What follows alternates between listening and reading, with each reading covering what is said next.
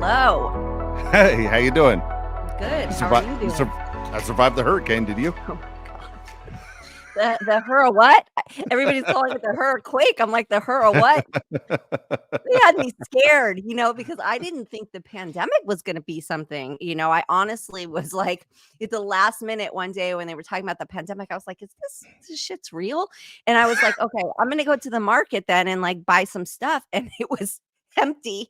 It was like, everybody knows what the market was Yeah. like during that pandemic. And I was like, so I did it again this time. I said, get ahead of it, go buy some stuff. And the market was the same way. It took me 35 minutes to check out in the checkout lane. So I have all this food I have no idea what to do with, but I'm happy. I'm happy it wasn't a big deal. Some of Me my too. neighbors were like, "Shucks," and darn it. And I was like, "Well, what did you want? Like you wanted our Yeah. roofs to Yeah. fly off?" Like, I don't know. I don't know what everybody wanted and expected, but I'm sure happy it didn't happen. And No, the I had hurricane, neighbors who prepared for weeks and weeks. Not. I'll be honest with you. I half-assed it, Nicole. I went through one case of water and I bought like 8 Pop-Tarts to say I'll walk to my neighbor's house if things are really bad. I know everyone else is prepared around here. well, it in our house, it actually turned into an earthquake preparedness because we're in this place new and we didn't have a plan. And so I think I told you this over text. I heard my shower doors rattling, like the glass was hitting each other. And I was like, what the hell is that? So I go running towards glass. And I was like, and Keegan comes running in my room. She's like, my bed is moving. And I was like, okay, this is an earthquake. And it was over. And then we came up with a whole like plan. Where do we stand? I was like looking around, and then I had to like walk around and see what's our plan if the earthquake happens, because apparently it's more alarming than a hurricane. But I mean, I think we needed the water. And We I did. don't say that for the poor people who are experiencing flooding by any means, but the rest of us needed water. So it is what it is. And Keegan had Yep. fun. She was out there playing in it. It was like 80 degrees and You the aren't kidding. warmest The weather was thing. great. Yeah. It was great. I did the same thing. I walked out there with my dog and just loved it. The weather was perfect Yeah. to stand out in the rain. Yeah, it Yeah. was beautiful. It was a beautiful time. Did you go out? Did you get a product for the week? Did you I get got something to talk? You know what? I did. Okay, so my kid, she likes all the high-end shit. Yeah. And so she talks me into buying her this Christian Dior lip oil that everybody has, everybody wants. Okay. I buy it for her. And this is before school started, and she loses it. Okay. And she's in tears. I mean, crying. And I'm like, I don't know I don't even know how to deal with this. Okay. I'm sitting in there like, I'm not good with tears, first of all. Second, this is over lip gloss. Is it that you're mad at yourself that you didn't know where it was? Da da da da. So she's so upset. And it turns out she's just mad that she was irresponsible with it. So that made me feel bad. So I buy her another one. Now you're talking they're $45 a Oh pop. boy. Mhm. So I buy her another one, and then she comes in my room, she's like, "Guess what I found? At least you Look found what it. was in And my you pocket." Yeah. She let me tell you, I give you credit, Nicole, for like if that was me back in the day losing something that cost $45, my dad would have laid into me. It would have made me feel so worse than I already felt. So I give you credit as a parent, knowing that she felt bad and you didn't make her feel worse. No, because listen, self-guilt is enough, and, I hate that, I hate that feeling. It was funny because neighbor just came over to me, she was, upset about something, and she laid into me about something, and I was like, "Whoa, nice to meet you," and I, like, drove off in the middle of her rant, and she came over and to apologize, which was so sweet, but she was holding this, like, guilt, and I said to her, "You gotta release that, like, I'm not thinking about it. Don't be weird around me, don't feel bad about me, like, I'm going about my day. Don't do that to yourself," because I think that, people really do that to themselves, and it makes you sick. It's Of not, course. I'm not into that. I'm into self-forgiveness. Good for you. Easier said than done, right? But Yeah. for everybody else for everybody else, please forgive yourself. So I went online and was like, there's gotta be something equivalent to this goddamn Christian Dior $45 lip gloss. And there is. There definitely is. Um but I'm sitting here and I'm holding the original. I'm actually holding the Christian Dior. Let me go grab Okay. the dupe. It seems to be that Keegan has also taken the dupe. I kid you not. This is the story of my life. I go in the drawer to get something and it's gone. But I did get this, which is from CVS, and it is it's super good. I like it a lot. And it's super cheap. It's made from CoverGirl. It's called Clean Fresh Yummy Lip Gloss. And it is equivalent to the Christian Dior. It also, ladies, it has the new big applicator, which we all love it. It goes on really well and it's cheap, super cheap. And I even had like a discount. Because if you're a CVS shopper, you know, you get those right before you go in, you have to search in the app for your discounts. But CoverGirl, good job. Good job. And for me, you know, this is the new, like, this is what everybody wants, this style. And the one I did buy on Amazon, I'll bring it next week, is just like this. So I know that this is what everybody wants. The packaging is so important. But this is like, brings me back to like my childhood. So, you know, lip smackers Good. and all of the good lip gloss was always looked like this. So I'm getting used to the new packaging. But yeah, I highly recommend it. It's great. I love it. Works just as well. I don't know what the hell the price difference is about. It's the name. It's the name. The name. It's the name. But sometimes the products are worth it, but sometimes they're just not. But there you have it. So anyways, today let's stop talking about Speaking me of and childhood. products. Yeah. Speaking of childhood. Oh my God. And you know what's so funny is when our friend Tommy said that he was marrying Pinky, right? It was Pinky Tuscadero. I lost my mind. And when he said he was kidding, I was like, my day was ruined. I was so mad. I was like, that was so it for me. So let's introduce Anson Williams, our favorite. Mary Pinky Tuscadero? Yeah, Are you Pinky know Tuscadero. who you're talking about? You know who this person was? You know why she was off the show after a couple episodes? Do you know why she was in the penitentiary, the pen, for a few She years? was? Shot up a neighbor's she house. shot up the Yeah. neighborhood. Yeah. Wait, Oh, what? yeah. What? Yeah. She went to the pen, man. She got it. She went nutso. Started shooting up the cars on the street. She didn't hurt anybody, thank God, but she was ex-nay out of there. The pen. Any idea what set her off? Not at all. Maybe just her character. By the way, I wanted to say something. You were mentioning about the products and all that. Because, you know, I was in the product business about 20 years. We were on QVC for 10 years. So we created probably 40 products, a lot of beauty products. And I'll just it's all marketing. And by the way, what you're holding and it's the same product. Let me just give you an example. You know, creme la mer, that $175 little. Yeah. You know what the product cost is on that? $1. Oh my gosh. $1.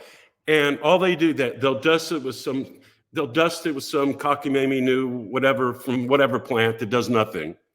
Everyone's looking for the miracle pill. It's all the same. Really, get a washcloth. It's kind of rough. Exfoliate. Trust me, you'll get the same results. Go into clinicals. It's probably better. But yeah, so anyway, you're right. Please tell people about products, because a lot of times these expensive product companies, they have a low-level line and a different name you don't even know about. Yeah. It's $6 at CVS. I know. I just learned about that. It's the same exact product. Exact. Look at the ingredients. It's just normal packaging and not all the fuss and muss. But yeah, you're doing a good thing. Let people know. Yeah, thanks. I mean, it's the only way. Like, it's so crazy how much money they'll take from you. I could go into Sephora and spend a month's worth of payments for everything, and it's like there's got to be a better way. So yeah, I'm trying. What you need to do is you got to look at the ingredients list, and the amount of it. The top right, one, first. the most amount is the first, second, third, fourth, and it keeps going down. And a lot of times you'll say, and the new blah, blah, blah from the blah, blah Australian tree underneath next to the beetle bug, we found it's a youth cure. It'll be like, they'll be at the end. It'll be like a little dust, right? And so anyway. I always do that with food. I've always been an advocate of that of food. And I only recently started doing it with products because I brought a product on. My daughter does it. She's super concerned about it. She'll say to me, oh, but that product contains blah, blah, blah. And I'm like, oh my God, what is she talking about? And I did it recently because I had to go buy a sunburn cream or gel or something to relieve her and I knew we were going to be in a lot of pain. And I went in there and so I did. And I've, I'm blind as a bat. So I've got my phone out with the magnifier on it. And like alcohol was the first ingredient on most of them, and then it went down, and like aloe vera was like at the bottom. I'm like, I've got an aloe vera plant. Like, why am I buying this? And I did find one that was newer that I'd never seen before, and it had other things in it, and so I ended up buying that, and it worked quite nicely. But you're right, people have to realize the first listing is the biggest ingredient, and then it makes its way down, which so you don't have to read very far. You don't even have to read the whole thing. You just have to read. You have to be careful with sunscreen too. There's a couple of toxic ingredients in there you want to stay away from. It's a little expensive, but it really is a great product, and it's organic. It's called Boo, B-U, Boo. And it's an all-natural sunscreen, very clinically proven, really, really good for you. Oh, so where do you get that? Do you know where you can get it online? Yeah. Yeah. Writing it down. It's really now. Boo, like Malibu. Well, that's where he lives. That's it. Oh, is it? But, I was like, because I used to live out there. We call it the Boo. Yeah, exactly. I love that. Oh, love that. It's very big in Canada. The product. Anyway, just so you know. Yeah. I love that. I love that. I love that so much. So wait, any more plans to run for mayor again, or is this something you're? That's this running. It's like I couldn't make up these stories. Like what a mini series for Netflix, man. These characters in this community. Oh my God. It's like I thought I was running against Trump, and we're all Democrats. It was quite something. No, I don't know. You know something? The best thing that happened was losing, because I gained such an education going through it. And I really learned how cities run. I learned so many things going through it, and met so many great people. And we lost by 1/16%, like 38 votes. Yeah, it was something like 45 votes or something, right? It was like very low. Yeah, it was a very tight race. 4 were illegal. Yeah. So anyway, but so I don't. It's a very unstable council. 2 are great, 3 are part. It's like Washington in a very small. It's a subject group for Washington right here. How they're running things politically, and, nonprofits that are becoming political. All these rich families doing this, doing that. It's like a soap opera. You can't create these characters. And 3 of the council members are part of that group, and they're getting the majority. So they're getting some really. It's just poorly run. They're making just a mess. Major lawsuits now, everything else. So I'd only run if you feel you can really do something. And you can't do something unless you have the right counsel. You can't do something unless you get rid of the cabal behind it. Then, maybe, because if running for mayor, it's military service. I mean, it doesn't pay anything, but you have to be here. You can't go taking gigs. You can't, you get offers. You can't go out of the country. You have to be there for meetings and council meetings. So it's a commitment. And and for myself, if I don't feel I can really make it worthwhile and really do the job for the community, then I'm not going to bother with it. I get it. How long have you been there? You've obviously lived there a long time.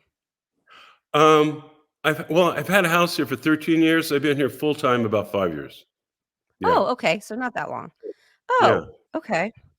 Yeah. Yeah. I think you're right on the nose with that. So the best thing is not getting the job, getting all the lesson from it and meeting all the people, but not having to do the job. Yeah. That sounds. Well, literally, what's kind of interesting and I'm not being egotistical at all, but it's so funny. This mayor would never debate, would not debate, would absolutely refuse because she's unqualified. And everyone else writes things for her, and it's an unusual situation when a mayor doesn't run. Someone else is really doing the job, and it's like you're the puppet. But would not debate. And I met so many people that now today, because of what's happening now, by electing this group, the city's in an uproar. And we'd probably win by 1,000 votes tomorrow. Because but it doesn't matter. It doesn't matter unless you can do something, unless you have, a collaboration, and we don't right now. So, but the thing that's great is I would love to find somebody that really could do a great job, and a couple of new council people, and use what I've gained to get them elected. Like they say, own a politician, don't be a politician. Yeah. Yeah. I mean, I think I'm hoping this for the country, not just for Ojai, but for the country. Can we find somebody qualified? Yeah. What's going on here in Ojai echoes Washington. It's exact. In fact, if you look back, a paper, one of the entertainment online papers, The Wrap, The Wrap, they did a whole investigation story on it as it was running. And they did a very detailed investigation of what's going on in this community. And you should look it up. Okay. You should look up The Wrap and just look. I'm sure there's a way to just put my name in or something. But they did an in-depth story on what's going on. A little shady Ojai. Yep. Oh, yeah. I think it's saying about a lot of cities. Yeah. Yeah, the facts, right? We're supposed to be. We're supposed to represent the best community. We really are, and it used to be that. But what's going to happen here is interesting. Now, you lived in Malibu, right? And there were a lot of the same problems in Malibu with in terms of council, the political system there. And they made all these terrible decisions, and prices went down, and it started really affecting the community. All of a sudden, we start losing our middle class. We have less than half the students in Malibu High than we had 10 years ago. Guys like Larry Ellison come in when they're vulnerable and buy everything up and do everything that you never wanted to happen. But you're vulnerable, and they have the power to do it. So you bring in the Nobu, you bring in, and all that echoes to a changing community. And it becomes richer, and the middle class goes away, and affordable housing doesn't happen, and the schools, everybody's getting affected by it. Well, that's happened. The same thing's happening here. They're not being futurists and not seeing the cause and effect of their actions. These billionaires, Ojai, are you kidding? They're just, look, woo, this is a cute resort. Let's just wait, and then let's just get in there and then just blow it up. Yeah. And that's my prediction. So. I think it's kind of happening everywhere, unfortunately. Yeah. What area are you in? What area are you in? I'm like right at Toluca Lake, Burbank border area. Oh, that's right. That's where I grew up. Burbank High. Yeah, I know. You went to Burbank High, right? And I was just invited to attend the 115th year anniversary of Burbank High. You should go. It's September 1st. No, September Anson, I'm scared of that. I'm scared of that school. It's scary. A lot of scary things happen on that campus. It's a rough school these days. There was just recently some shootings. No. All the kids this year now in Burbank have to wear a lanyard with their ID, and they have to scan before they go in because some crazy stuff, some bathroom incidents, some shooting incidents. Yeah, you're kidding. It's like no, I don't know. There's like and I'm really funny though because I'm like it's that side of Burbank. Once you cross the bridge, it's two different cities. So when it comes to like going to movies and walking and entertainment and restaurants, I like to go over the bridge. The rest of the time, I just stay right here. And, Burbank is really one of the most safe cities left around here, Yeah. at least in LA County, but it's still now it's like it's that side. It's that side. So Really? yeah, it's interesting. It's an interesting deal. I don't know. I don't know how I feel Yes. about the high schools. Gosh, Both it changed a lot. And I know growing up, we had no money. We were lower middle class, but you didn't need it. There were so many good programs in the community at the time. It was decades and decades ago. But it was just a wonderful city to live in, with your own police, your own fire, your own school, It is. school district. Yeah, I don't mean to bash it because I do love that. I do feel safe here. I feel like it's clean, it's pretty, all of that. But you have like what you were talking about where the middle class is gone. So right, you have really Right. wealthy people, and then you have people who are struggling a little bit more. And it doesn't mix well, especially in the schools. There's a lot True. of fights, there's a lot of fighting, there's just weird stuff kids act out because of what's Yeah. going on at home, coming out of the Yeah. pandemic. It's like, all this aggression is Yeah. pent up. Yeah. So yeah, the schools are kind of scary right now. I'm not interested in going there. It's so funny 'cause Ron Howard went to Burroughs Yes. and I I went to love that. Burbank. It's like, That's so funny, and right? then The two rivals. and then Gary Marshall had his theater there. It was the It's Falcon. still Gary here. Marshall. Yeah. And Scott, his son's part of it now, who I mentored as a director years ago. Years ago, he shouted me on different shows, and we're still very close. But yeah, so Toluca Lake, Burbank, Toluca Lake's part of me, and it's and Bob's Big Boy every Friday after the game. Every Friday after the game. Oh yeah.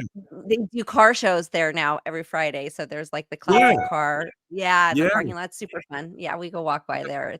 Yeah, Burbank is special. It's a special place. By all means, it definitely is. It's just that there's some, violence happening, and it's just scary. And you have, the old conservatives here too. So it's like, it's still very conservative. So then you have like the Trump people. So it was like, we're in Burbank, you're right next to Disney Studios, but there's people with like big Trump banners and trucks driving around screaming Trump. And you're like, where am I? Is this part of a show? Like, where am I? It's just, it's strange. I remember for years I sold shoes on San Fernando Road, but back when it was called the Golden Mall, laughing and jokes about it.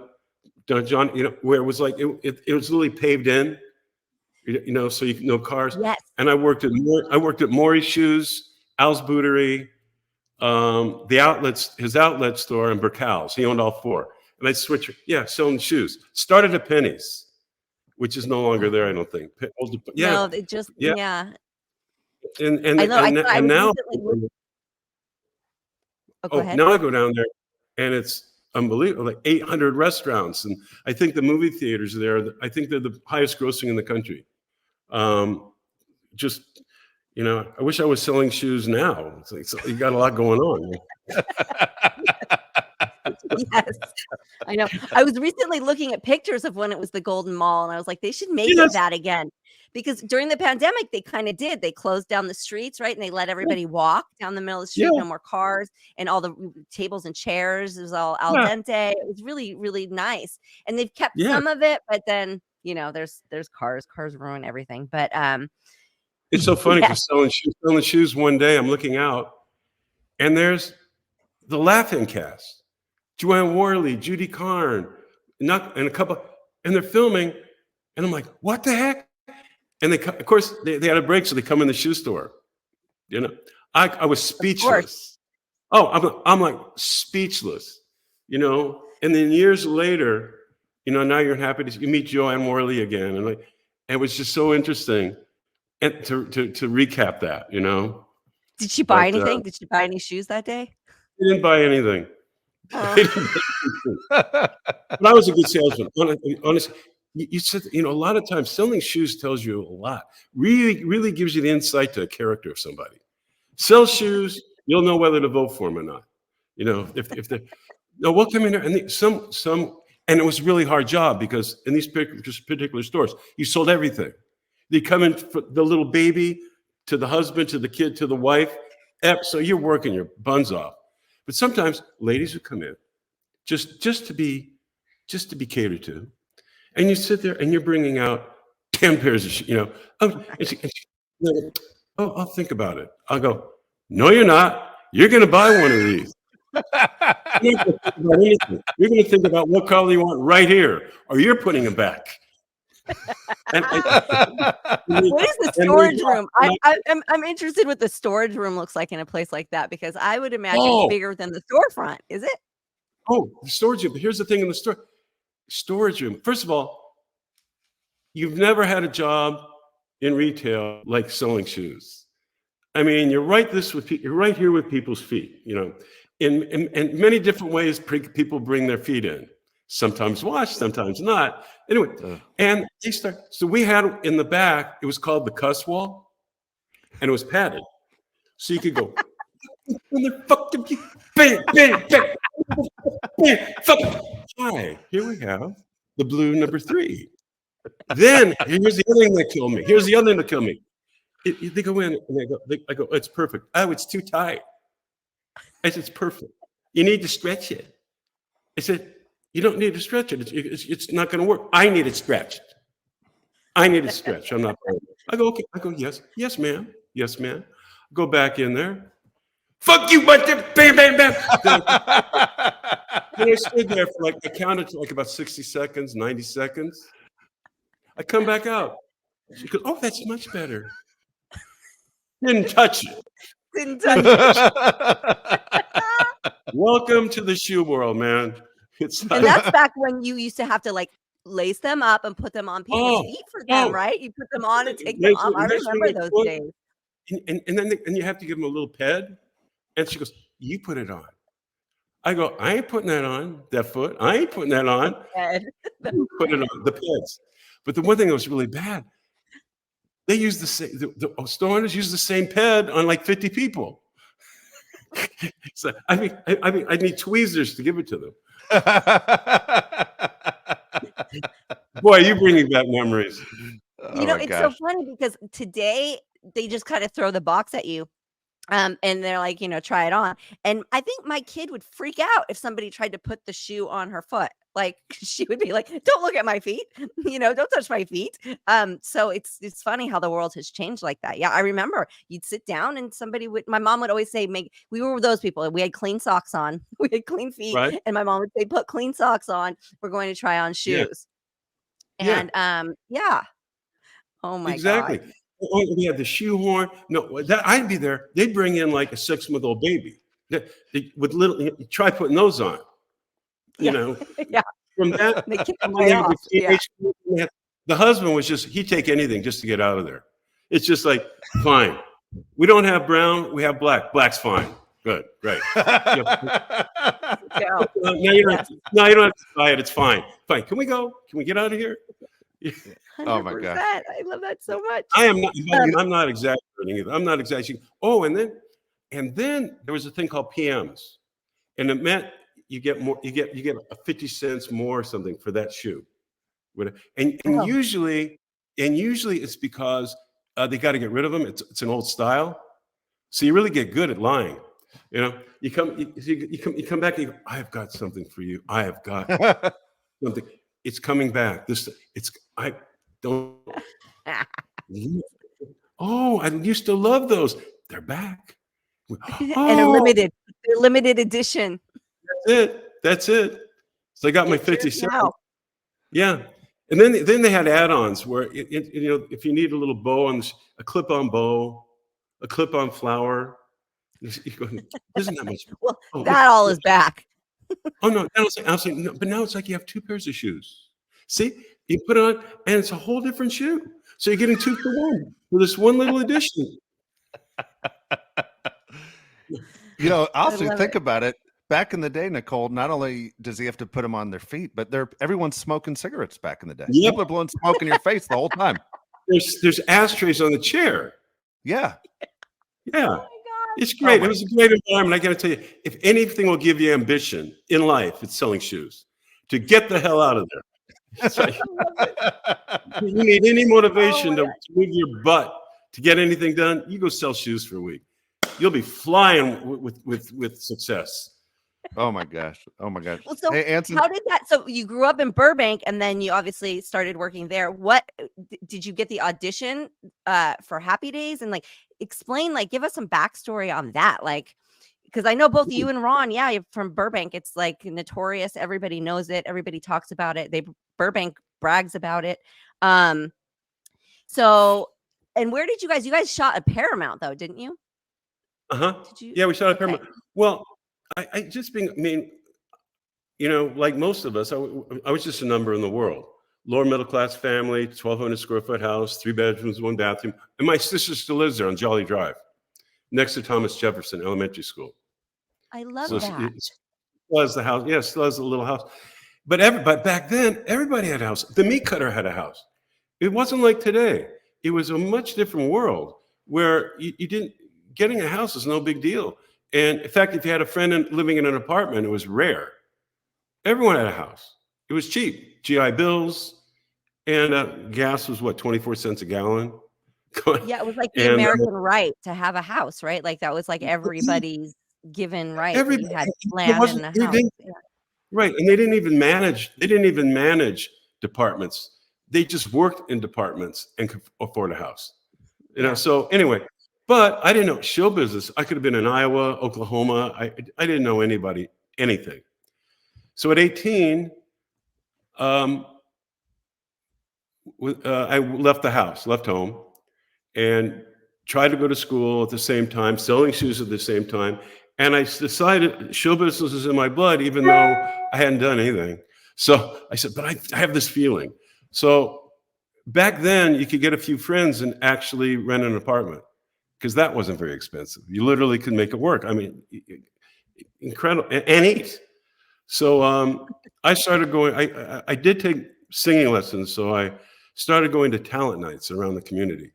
There was Ye Little Club, Jack Halley's by CVS. There was Knickerbocker Hotel, and a couple of others. And you go with your sheet music, and you sing badly, but you learn a lot. So I sang badly for quite a while. You know, it's not unusual to be loved by anyone. Thought it was so good. Everyone's looking. So one of the waiters one night said that he's having an audition for Summer Stock. I go, what's that? What's Summer Stock? Well, that's where they audition people in New York, LA, Chicago for a Summer Stock company, where you'll go someplace and you'll do a different show every 7 days, and a different star comes in for each show, but you're the permanent company. I said, oh, that sounds okay. So he said it's at the Hollywood. It was at the the Masonic Temple on Hollywood Boulevard, and this big old intimidating building. Equity, which is the union for stage performers, they have a rule where there's a non-equity line. So the producers have to look at everybody. After the equity line goes through, they have to look at anyone standing in the non-equity line. So I stand in line with my sheet music name, and I'm standing there, and I see all these disappointed faces coming out from the equity line. You know, really like, So finally it becomes a non-equity line, which is very long. Now, and I'm getting closer to the door to get in, it's like 4 bars and out, you know? My boy Bill, next, and next. And all these people are coming out just so disappointed. I mean, they're just running them through. I get inside the building, and it was like St. Peter's Cathedral, 800 feet high and echoing, voices echoing out, my boy. And go, whoa, and out. I'm thinking, what am I even doing here? What am I even doing here? Anson, just go. Nope. Okay, so finally it's my turn. And you know, being in show business, the scariest audition I ever had in my life, ever. Nothing compared to this. You walk into this ancient room that's forever. And there's this old funky piano and a pianist with a cigarette who's tired as well. Give me your sheet music. Is this the key? Yeah, all right. and 4 bored people behind this old funky table, just like this, like, oh, just get out of here. And they don't even ask my name. They go, all right, go. So I'm going, you coach the Blues right out of the horn. And I forget the words. And I start making up words. I just start making up words. I don't know what. And they're hysterical. I got through the whole song. And they're hysterical. They're crying with laughter. And they said, what's your name? Anson Williams. Anson, do you dance? Oh, yeah. I don't dance. I am the worst dancer. God did not, like no ability, zippo zero. Well, we're having a callback. And I go, what's a callback? And they're laughing again, thinking I'm joking. I don't know what the hell they're talking about. Listen, he said, we're auditioning in New York, Chicago, and LA. They gave me a little background on what they're doing. I've had some people stay to see how they dance. And Jimmy here, and one of the guys stands up, is the choreographer. You're going to go with him and the rest, and they'll teach you a routine. You'll come back in, and we'll see how you do. Great, fine. We go in this room, nothing but mirrors, right? And they start this routine. It's like a Bob Fosse routine. 8-5, 8-5, 5-5, twist, up, down, move, down, boom, boom, twist, up, down, move, bucket. I'm sitting there going, no fucking way. There's no fucking way. I'm going, what the fuck? So I hope I can cuss. Anyway, anyway, so I just kind of hiding back, just going, okay, I'm out of here. And then for some reason, when you're desperate, I said, what the heck? So they brought in a few at a time, then it's my turn. I'm in there. I was in the front row. If everyone went right, I went left. If they went up, I went down. I made it a comedy act. I just was, and they're hysterical again. They're hysterical. They're laughing hysterically. And they stop, and then he says, okay, 2 people. Baba stay, you're gonna have a contract. Baba stay, you're gonna have a contract. There's some other, wait outside. And back right then, they signed a contract right there. Wow. No age, anything. So, okay, I start to leave. They go, Anson, yeah? Can you wait outside? Now I'm thinking, I did so bad, they're coming out to say, kid, we're doing you a favor, get out of show business. So I'm waiting like this. All these other people going in, signing the contracts, coming out, yeah. And I'm the only one left in the entire joint. And they go, Anson, come on in. So I sit there. And he goes, hi, I'm blah, blah, blah. Here's what we're doing. Listen, you sing okay. Quote, you can't dance for shit. But you got something. I said, I do? He said, listen, we have an apprentice program. And there's another apprentice. There's another one we're gonna set you up with. And we'll pay for your gas to get to Kansas City, Wichita, Kansas. We'll pay for your gas. We're not giving you an air flight. You're going to get there. We're going to give you $50 a week. 25 goes to the hotel, and we own you. You will build setups. We will own you. You will be sick of us, and you'll be in the shows where we need to fit you in. And my first words were, "You're going to pay me?" And that was it. So I went back there, and they said, if you do well, if you get through it, we'll sign an equity contract at the end, and you'll be an equity member. So I did it. I went back there, and I got my equity card at the end, and that was the first paying job. Then I could line up in the equity lines. One thing it's a long. I don't want to be on for 3 hours, but it's a long story. But that's exactly how it happened. I love that. They saw talent. Well, I tell people, if you have a strong feeling, don't listen to anybody but yourself. Don't listen to anybody. Don't just go with it. Don't question it. It's leading you somewhere. You feel it. It leads you somewhere. We're not, there's no accidents. It's like, we have places to be. We have to connect with ourselves to find out where to go. So, but that was, so anyway, that was that. And then as far as happy days, it's a lot of interesting things that happened in the meantime, but as far as happy days, I was finally working as an actor, playing the concerned boyfriend roles. And it was the nodding part. It was 5 pages of this. And I'm waiting for my line. And, I got my one line on the page. They're going, and this is, I'm going, man, I understand. So I have another page to go before my next line.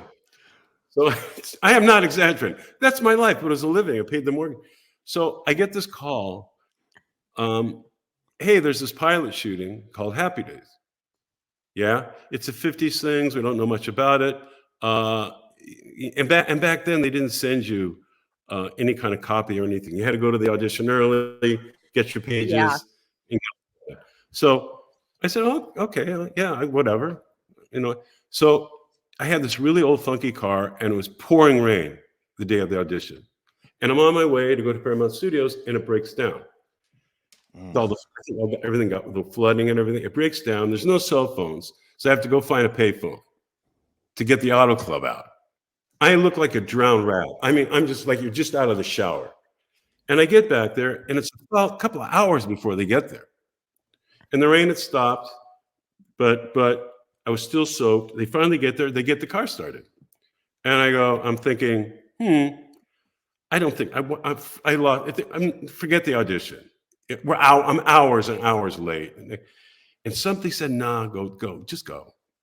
So I did. I got there 4 hours late, 3 hours late. I mean, just late. And I get through the gate. My name's still there. And I'm going to see Millie Gussie, who's head of television casting at Paramount. This short lady with a cigarette and a gruff voice like this. Tough lady. So I get in. So I get inside and I tell her assistant, hey, I'm so sorry. I look like a drowned rat. My car broke down. And she goes, Anson Williams is here. And screaming out from one of the back offices, he's lucky we haven't cast a potsy. I go, what's a potsy? He goes, here. So I look at the line. I go, okay. I've done comedy. Okay, this is Howie Schertzman. I'm just going to be Howie Schertzman. My friend, it reminds me of Howie. So I'll kind of play him. So I go so there's Millie Gussie. You're still lucky. Here, read with me. So I read with her. She goes, stay here. Goes in another room. I don't care if you're in wardrobe. He's perfect. Get your ass down here. He's perfect. And go way outside in the area, reception area. Okay, so I'm sitting there. This wet, tired man comes walking in, Gary Marshall. And he kind of looks at me and goes into the office. A couple of minutes later, come on in. So Gary's sitting there, read with me again. I read again.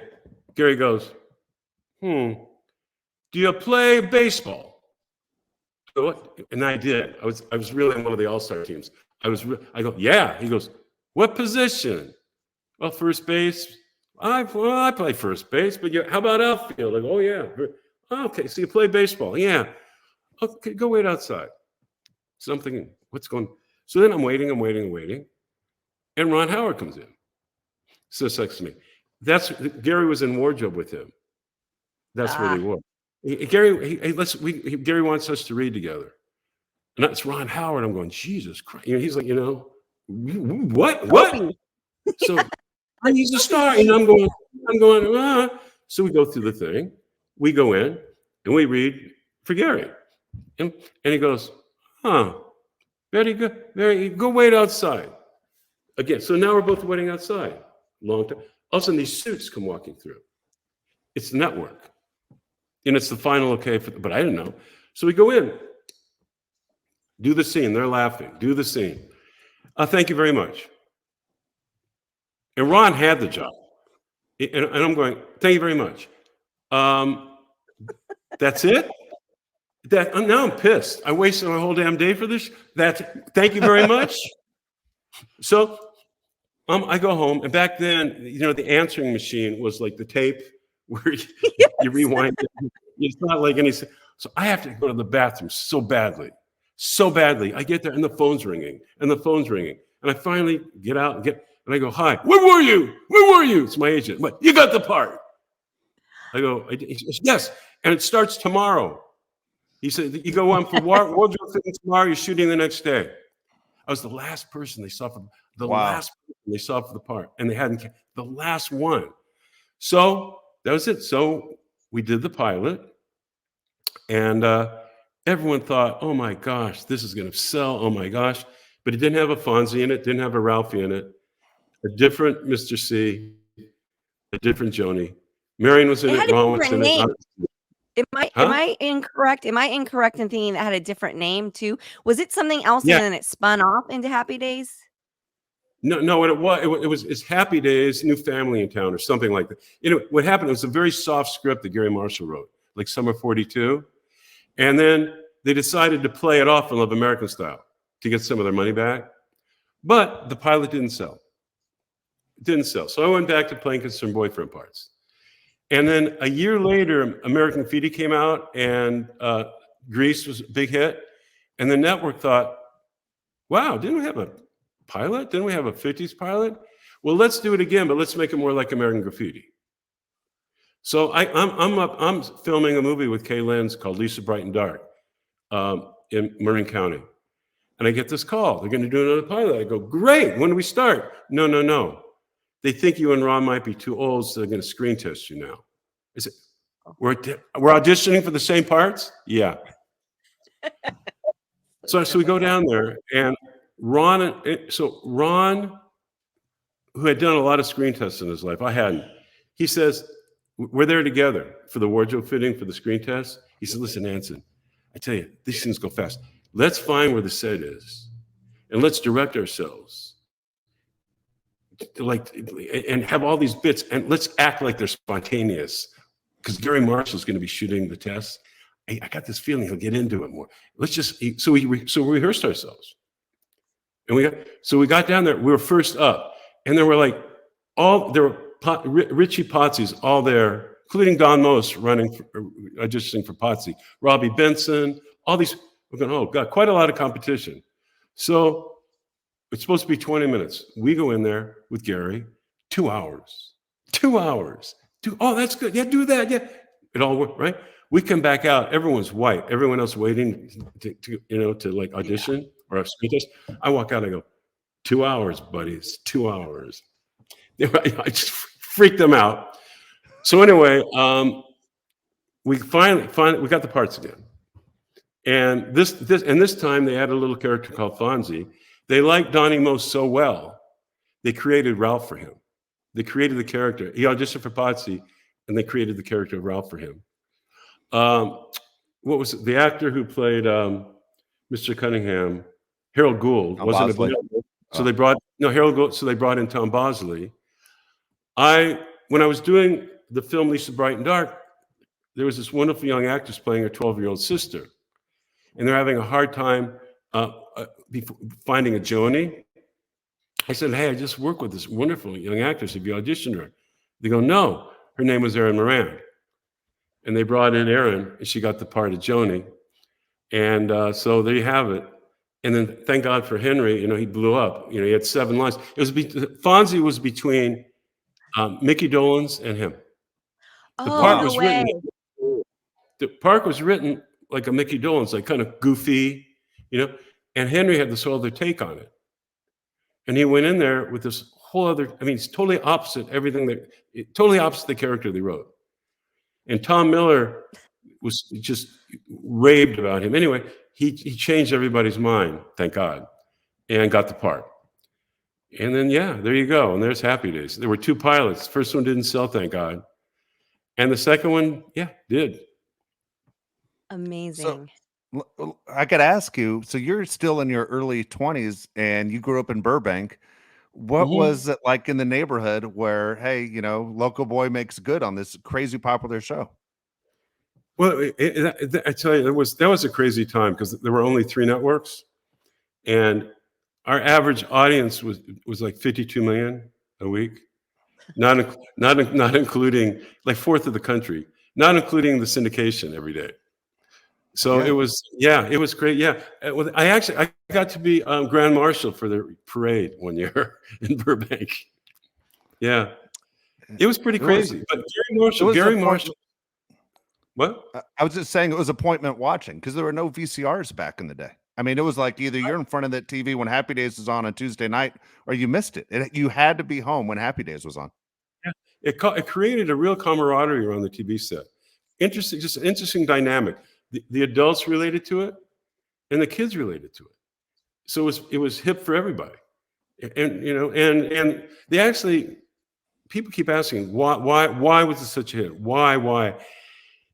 The writing is great, but there's just that it factor that happens once in a lifetime of chemistry, and just something happened with this cast that above the page, and it just echoed to every culture in the world. So something it wasn't the 50s, and something deeper happened with that show that just connected. Maybe it was family. Maybe there's I think there were just great feelings on the show. Friends who gave before they took. They bet, real friends, family that cared, selflessness, priorities of family. I think all of that connected with the world, and we had that in our own lives. In January sometime, it'll be 50 years since the premiere of Happy Days. And all four of us are as close now as we were then. In fact, we have an open chat, open text line. Oh, I love that. 20 seconds away from literally 20 seconds away from reaching anybody. And none of it's business. We never do business. It's all friends. That's special. That's so neat to hear that. Yeah. I mean, So, yeah, that's really super cool. It's quite a, and Gary Marshall was very smart. And I actually, when I started directing and producing and writing, I really took that with me. He created a family. He cared about us. He sat us down early on and said, you guys are going to be very famous. And he says, and you're going to get a light on you. You basically don't deserve. But take that light and shine it on people that do deserve it. Take that light, and when someone has good things to offer, give them the platform. Give them the light. Make it happen. He also said, I want you guys to have a lasting career. You're probably not all going to be acting all your life, especially you, Anson. And he said, look, you should learn as many areas of the entertainment business as you can. So if you want to learn to direct, I'll set you up. He said, Paramount will be my college. It'll be your university. Shadow directors, come to the writing rooms, go to the editing rooms. Don't get in the way of yourself. Use this opportunity to educate yourself, and use this opportunity to have more hats for the future, and so you have a career. And we did. We are the biggest thing in the world, and none of us had egos. Nothing. People would ask, "Oh God, what's it like on the Paramount set? Oh, what's it like?" Well, Gary put up a hoop, a basket, and when we had when he had things to talk about, we shot hoops. That's at the back of stage 19. We shot hoops and talked and worked things out. That's what we did. Yeah, it was very tactile. And me, directorially, God, I shadowed Polanski doing Chinatown on the back lot. I shadowed John Schlesinger doing Day of the Living. I shadowed director doing Grease, all the dance numbers.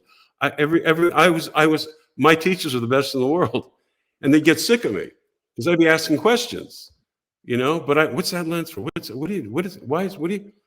And it was a PhD in entertainment, because we used Paramount as a college. We used it as our workplace to learn so many areas of the business. And I think that's why everyone's still involved, still productive, because we have those tools that Gary Marshall insisted we I learn. love that, because that's probably the best advice. If I have any regrets for me, but also I was a female back then when I was working, and I don't know if I would have been as invited to shadow people.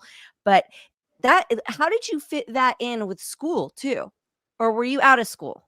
You were out of school. There was no school. So you had I was done. I was 23 years old when Happy Days started. Right, of course, duh. Yeah, so that's the one regret I have, is not doing that. So I was going to say to you, if you ever are working and you would allow me to shadow you, I would love to. So I'm throwing that out into the universe. Awesome. So and let me ask you one more question about Ron. When you were working with him, could you tell that his interest was going to take him where it's taken him, and because obviously acting wasn't really his number one, right? Right. Oh, right. He always, when he was 12 years old, he won the National Kodak Award for directing a film edited in the camera. So he was directing at 12 years old, and yeah, and he did. He was doing all these small films during Happy Days. Then Grand Theft Auto. He starred in, co-wrote the script with his dad, but under the promise from Roger Corman that if it does well, that he gets to direct the sequel, Eat My Dust. So he directed the sequel, Eat My Dust, and he started directing. And then the one film that really broke him out, I'm proud to say we did together. I created a film called Skyward with Bette Davis in 1980, and I exec produced, wrote the story, and Ron exec produced and directed. And that's the film that got him the attention. And when he did the film with Henry and God, Night Shift. When he did Night Shift, Alan Ladd saw Skyward to approve him to direct it. So that was the film that got him into feature films. Yeah, that is cool. That is cool.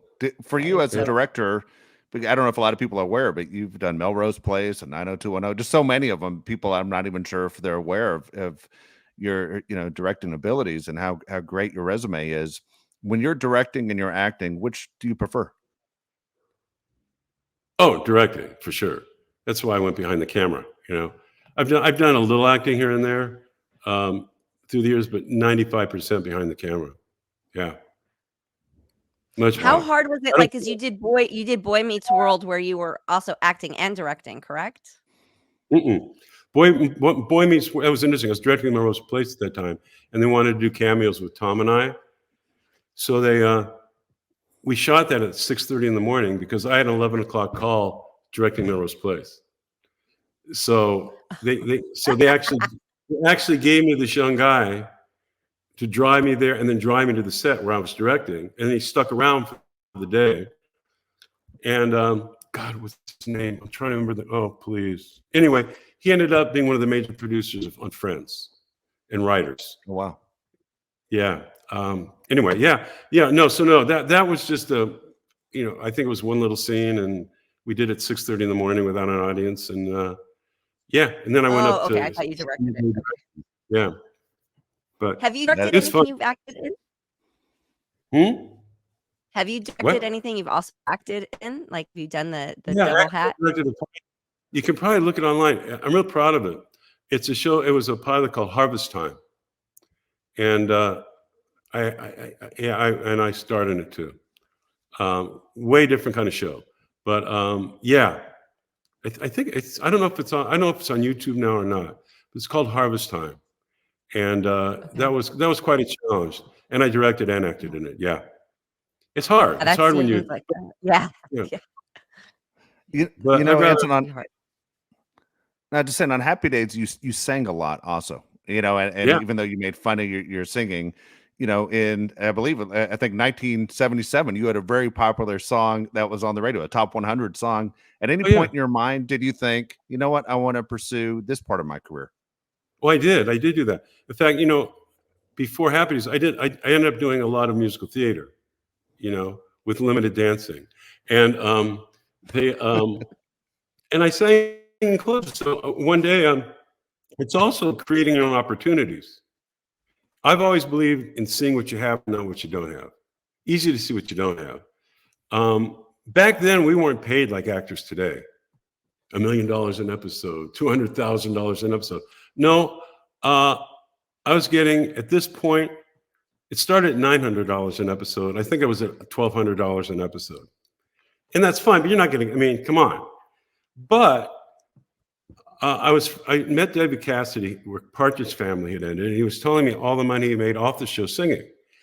And then while we're doing Happy Days, it was the last year of the Brady Bunch, and Barry Williams was telling me how much money they were making doing singing tours as the Brady Bunch. And I'm going, whoa. Then I kept thinking of Ricky Nelson on TV, and I thought, if I can convince Gary Marshall to put together a band and I get to sing, I bet you I could get a record contract, and I bet you I could get booked and make some money. So one morning, I found Gary. He was walking through the lot, and I asked if I could speak with him. He goes, "You talk to me later. I'm busy." I said, "Only take a minute, Gary." "All right, walk with me. Walk with me." So I did an elevator pitch. "Gary, you got girls on the show. You got cars on the show. We need a band in Arnold's. I sing." He goes, "You sing?" "Yeah." "Are you good?" I go, "Pretty good."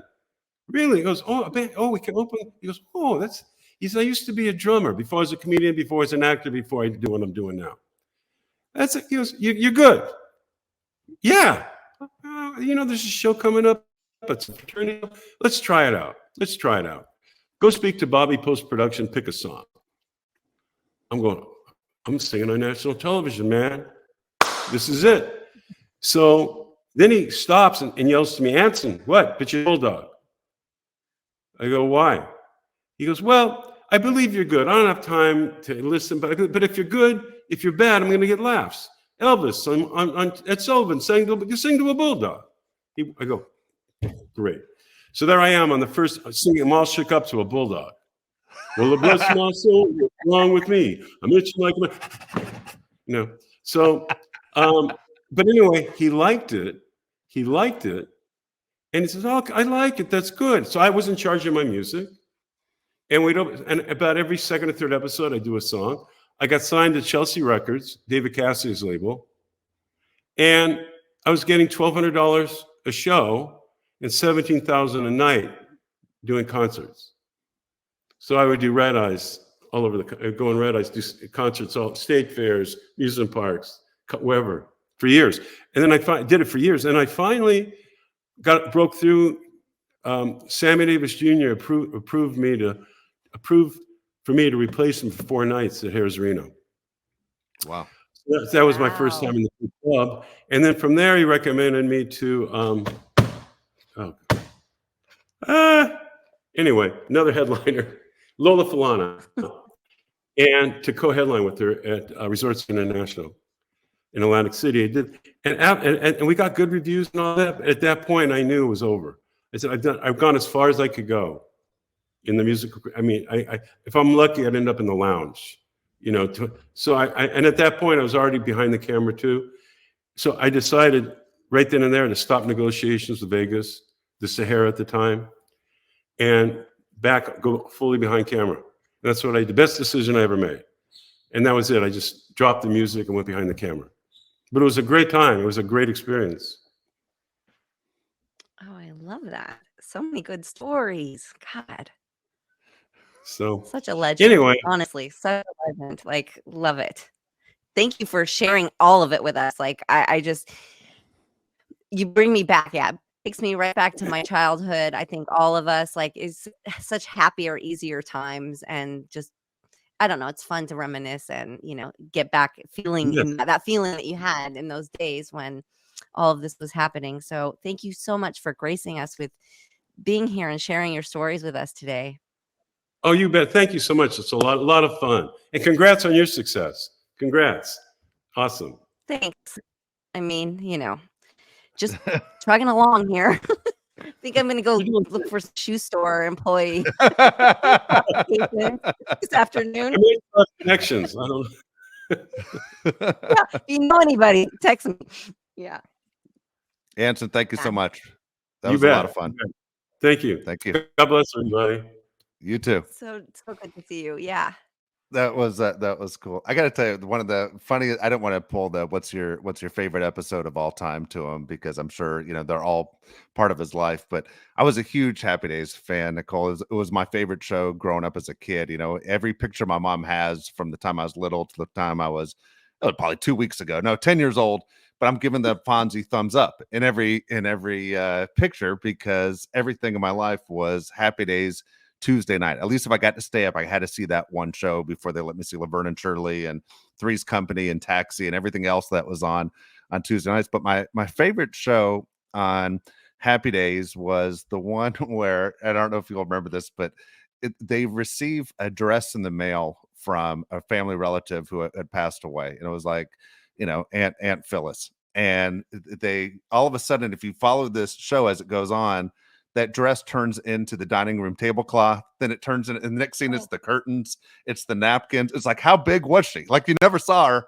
But as the show continued to go on, for 30 minutes, everything you realize in the house started to be the pattern of that dress that Marion Ross had put up. It was so damn funny. Was it part of the storyline, or is it something Yeah, it was you part of noticed that. It's part before? of no, Okay. no. You just you had to watch and notice. They didn't bring up the fact like, oh my gosh, it's a tablecloth now, but her dress, one dress covered everything: napkins, tablecloths, curtains. It was, and then in your mind, you're like, God dang, how big was Aunt Phyllis? It was one of those that went through. But the show was written so well, and obviously people have had great careers from it and spinoffs. I know you were a Laverne and Shirley fan, and Yeah. it was really outstanding. And the way he was talking about Gary Marshall, boy, he sounded just like Gary Marshall. He had the accent down. The whole deal was pretty cool. And even the baseball part, A League of Their Own is one of my favorite movies that came out, and Gary Marshall's in that. And of course, Wait, you like baseball? I didn't know you liked baseball. Wait, what? I had one guy write in, because even though my hat's black, there's an LA on it. I had one guy write in who hates the Dodgers, who said, hey, I watched the show. I love what Nicole's doing. Take off that damn Dodger hat. It was one of the people that wrote in, which cracked me up. So I wrote back. I said, Nicole is approved wearing the baseball cap. So we're all set. Listen, we represent LA. Yeah, there you go. We got the LA. You got it down. So Pinky Tuscadero was like, one of my first like role models. So I'm like, I guess it makes sense that she shot up our neighborhood because she was like this like rebel badass chick, right? But that was like kind of life changing. That was like somebody who you turned your head to as a young girl, going, wait, what?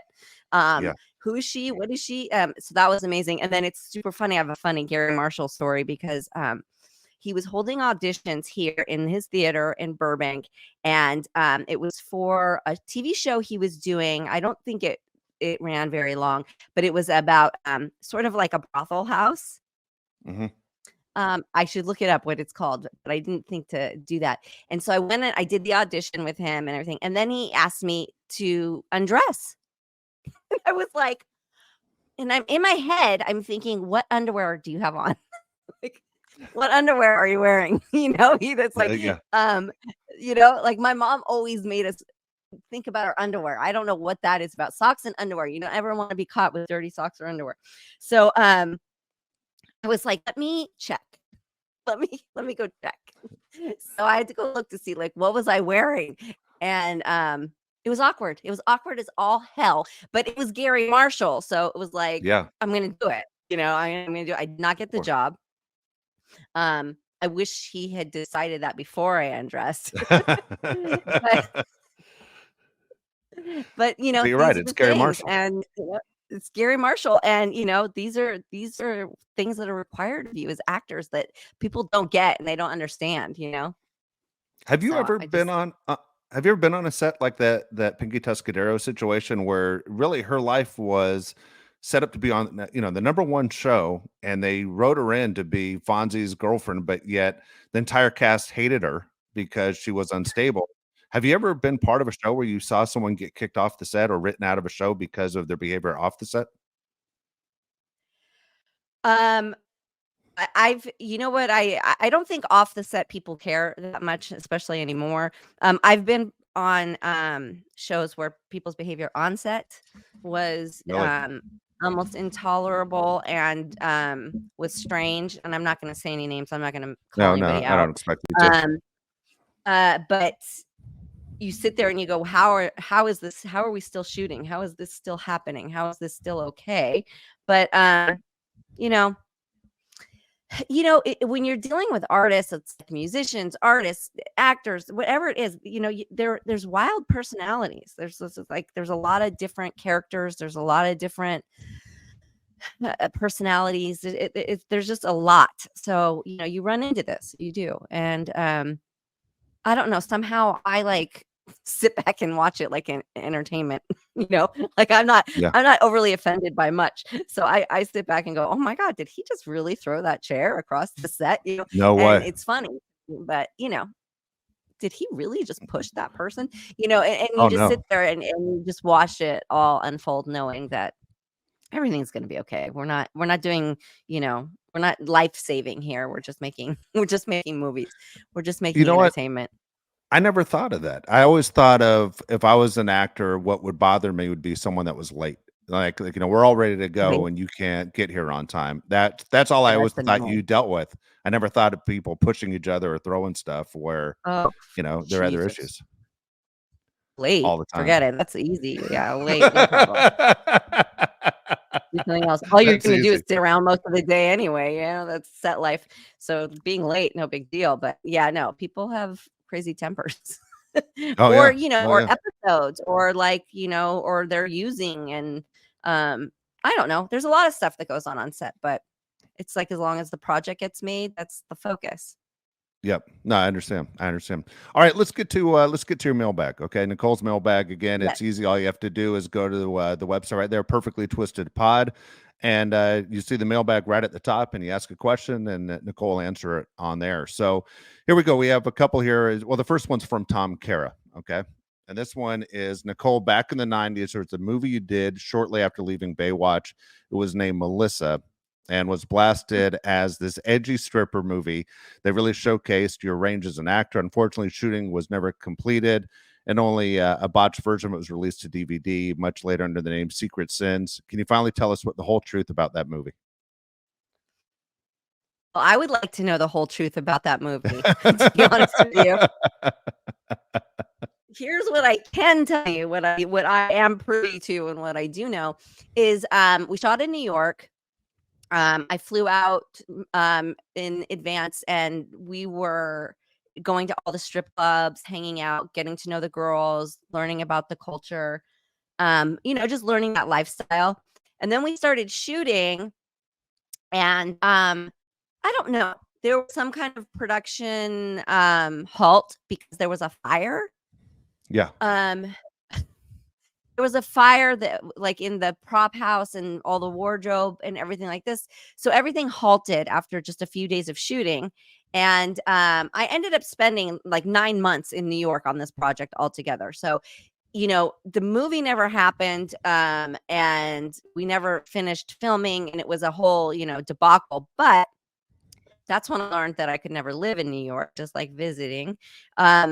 But I got to spend that time there, and listen, I was in a great spot. I was right across the street from the park on the Upper East Side. All like amazing, in this really old hotel. So the rooms were really big. So it's like I had this huge apartment on the park on the Upper East Side. So I was in heaven. I didn't care.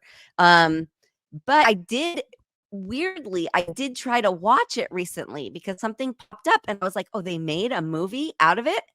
Because I know I only shot about 2 days or 3 days or something like that. And I was like, there's a movie? So I started to watch it. I couldn't get through it. I turned it off. So I don't know.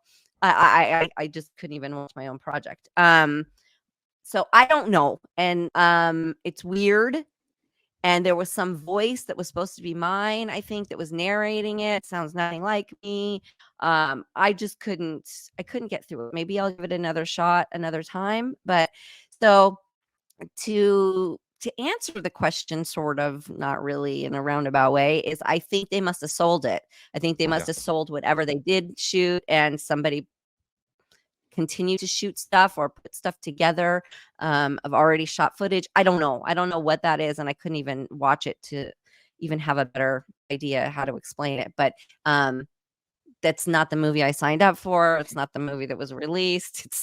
It was a mess, a huge mess, but Oh a my gosh. great time, but a great experience. Does it work at, just curious, does it work out in contracts that even if a movie doesn't get completed, you still get paid? Do you at least get Yeah. paid for it? Good. I'm glad. Oh, yeah, Okay. you're paid. Yeah.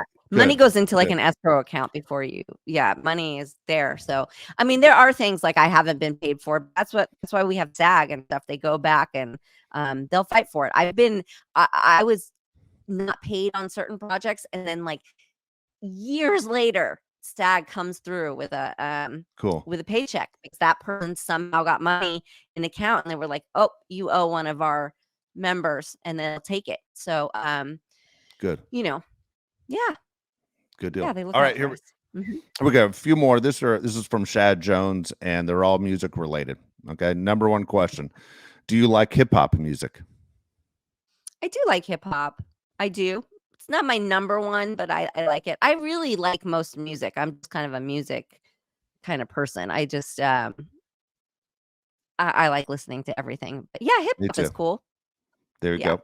Next question: do you like the Spice Girls? And if so, who's your favorite Spice Girl? Um, do I like the Spice Girls? Listen, I love the Spice Girls. I love their movement. I love what they stand for. I love how they influence people. I love everything about it. I am not a Spice Girl fan as far as like listening to the music. I don't know the music very well. If I had to pick one, I mean, I guess I would have to go with Posh because like I don't know, her style is so dope. She's so cutting edge and cool, and I don't think she's ever smiled, and, I don't know, I love her.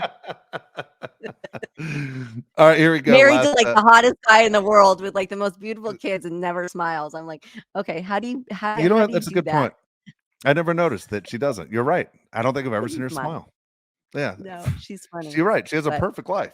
I mean, right? yeah, impeccable Attractive style, family, millions of dollars. Yeah, what are you upset she's about? gorgeous. Yeah, Yeah. yeah. Here we go. Question 3. How edgy do you love your music? Like how edgy I'm will you good go with music edgy. wise? I'm good with Good. edgy. Sometimes my kid has to tell me, like, "Mom, turn that song off." 'Cause there's other people in the car. I always love it when So the I'm kid like, becomes the "Oh, parent. okay." That's fantastic. Yeah, the kid, "Mom, turn that song off. It's so inappropriate right now." I'm like, "Okay, you're right." Oh, But it's their that is so generation cool. too. It's their Yeah. generations of music. This, like, Ice Spice Girl, is she kidding? Is she kidding what she talks about, what she raps about? I'm like, that I get a little bit okay, so let me take that back. I am very open. I'm very open. The WAP gets me a little uncomfortable, and some of Yeah. this Ice Spice stuff gets me a little bit like awkward. I have to be alone to listen to that stuff. I'm weird if it's in front of anybody else because it's almost like watching porn. It's like having Yeah. porn playing and you're sitting next to somebody, right? Like that explicit. So I guess that's where I draw the line. I don't know. That's funny. That's funny. All right, so we'll wrap it up. Anson Williams was great. That was a lot of fun. So cool. That was a lot of fun. You know what I Enjoyed it. wanted to ask him about? You know what I wanted to ask him about that I didn't, and I don't think people realize is that, his family, someone in his family is who his original last name was Heimlich, and Yes, they created the Heimlich maneuver, but I his figured uncle. he's His probably been asked that 50 million times, so I didn't wanna Yeah. bug him with that, You know what? but, I was thinking the same thing, Nicole. Is it? It's his uncle. His dad's brother. yeah, but Yeah. then his dad changed the name, right? To like he Yeah. changed the spelling of the name to like disassociate from it a little bit or Yeah. something like that. Not my Yes. story to tell. I don't know the facts. It's just what I read, and we know you can't believe everything you read online. But so cool, the Heimlich That is maneuver. cool. Like, yeah, That is so cool. cool. Yeah, Super that cool. is funny. That is really Yeah, cool. yeah, Again, he was fun. that was a lot of fun. Again, we ask you to subscribe, right? We want you to subscribe to the show. We Yes, want you to leave comments, everything that get an idea. Nicole wants to know, what do you think? And so, obviously she cares, and I care, and I love doing this every single week with you. It's a lot of fun bringing guests on like Anson, and go back and listen to some of the previous shows as well if you're new to watch them Perfectly Twisted. yes, please do, and leave us a review and leave us a comment and give us suggestions, all that good stuff. And thanks for listening. Good deal.